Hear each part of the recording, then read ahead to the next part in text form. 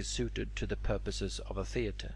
The drawings of the plans may be distinguished from each other by this difference. The theatres designed by squares are meant to be used for Greeks, while Roman theatres are designed from equilateral triangles.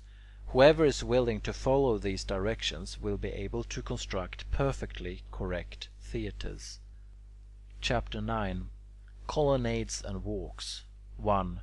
Colonnades must be constructed behind the scena, so that when sudden showers interrupt plays, the people may have somewhere to retire from the theatre, and so that there may be room for the preparation of all the outfit of the stage. Such places, for instance, are the colonnades on Pompeii, and also in Athens, the colonnades of Eumenes and the fane of Father Bacchus. Also, as you leave the theatre, the music hall, which Themistocles surrounded with stone columns and roofed with the yards and masts of ships captured from the Persians. It was burned during the war with Mithridates and afterwards restored by King Ariobarzanes. At Smyrna there is the Stratoniceum, at Tralles a colonnade on each side of the Scena above the racecourse, and in other cities which have had careful architects there are colonnades and walks about the theatres.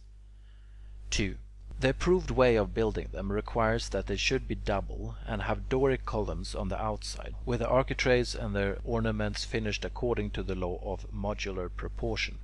The approved depth of them requires that the depth from the lower part of the outermost columns to the columns in the middle, and from the middle columns to the wall, enclosing the walk under the colonnade, should be equal to the height of the outer column.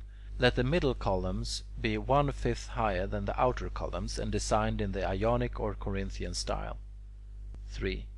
The columns will not be subject to the same rules of symmetry and proportion which I prescribed in the case of sanctuaries. For the dignity which ought to be their quality in temples of the gods is one thing, but their elegance in colonnades and other public works is quite another. Hence, if the columns are to be of the Doric order, let their height, including the capital, be measured off in 15 parts. Of these parts, let one be fixed upon the form the module, and in accordance with this module the whole work is to be developed. Let the thickness of the columns at the bottom be 2 modules, and intercolumniation 5½ modules, the height of a column, excluding the capital, 14 modules, the capital 1 module in height, and 2 1/6 module in breadth. Let the modular proportions of the rest of the work be carried out as written in the 4th book in the case of temples. 4.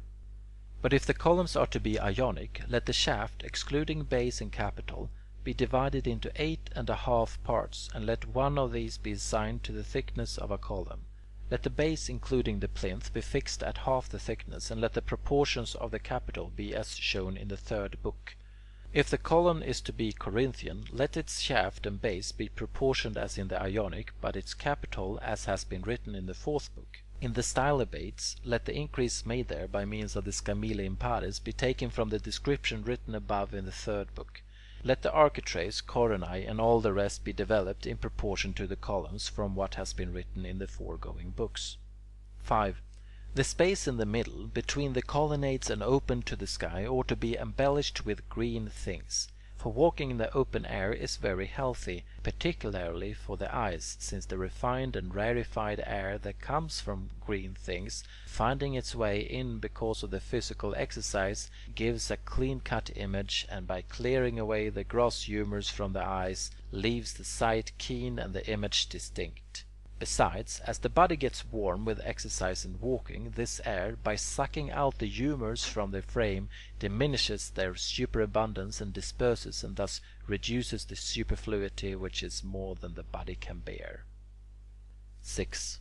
That this is so may be seen from the fact that misty vapours never arise from springs of water which are under cover, nor even from watery marshes which are underground, but in uncovered places which are open to the sky. When the rising sun begins to act upon the world with its heat, it brings out the vapour from damp and watery spots, and rolls it in masses upwards.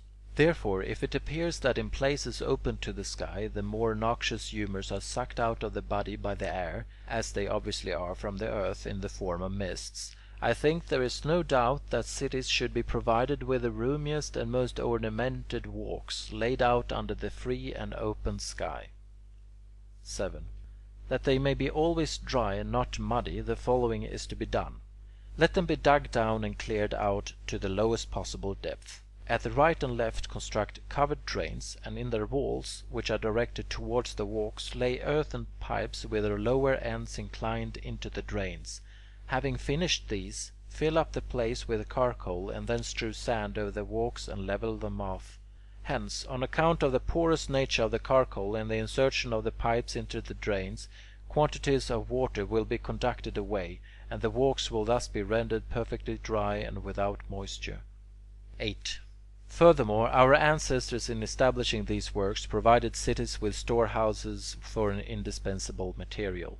The fact is that in sieges everything else is easier to procure than is wood. Salt can easily be brought in beforehand, corn can be got together quickly by the state or by individual, and if it gives out, the defense may be maintained on cabbage, meat, or beans. Water can be had by digging wells, and when there are sudden falls of rain, by collecting it from the tiles. For a stock of wood, which is absolutely necessary for cooking food, is a difficult and troublesome thing to provide, for it is slow to gather and a good deal is consumed. 9. On such occasions, therefore, these walks are thrown open, and a definite allowance granted to each inhabitant according to tribes.